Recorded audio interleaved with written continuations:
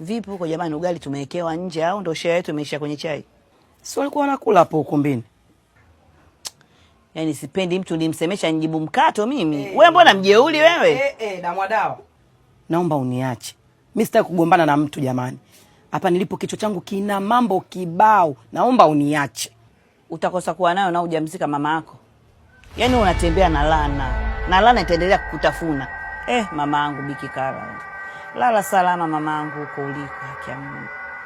Maiti yake ilinyondala kwa sababu yako wewe. Dada sitaki. Sitaki jamani, kwa nini? Kobisi kauza nyumba hapa mmekaa kimya. Si wakamloga Chiku ili asiolewe mmenyamaza kimya. Yaani leo hii maiti nyondale kwa ajili ya mimi mtafutaji. Alafu wewe usipende kunisoea, umesikia? Jibu mashtaka yako. Usitaki kujitetea kwangu mimi.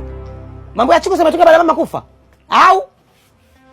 Mbona kuna sana kunifuatilia wewe? Jamani, msinizushie jamani, mngine mnipunguzie. Vipi kwani? Mama achana nao. Achana nao mezidi hao. Inauma jamani.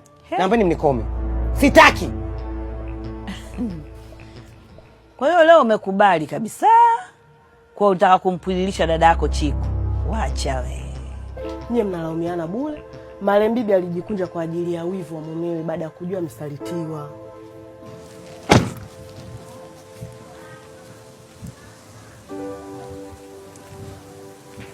Odi. Odi wenyewe. Jamani. Leo tumetembelewa na Mwarabu. Hebu njooni muone.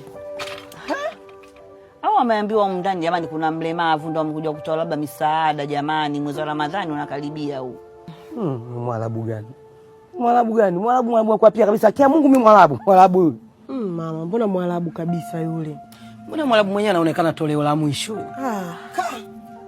Nyie nao jamani. Watu wamekuja kutoa misaada, mwisho misaada yenyewe isipokelewe.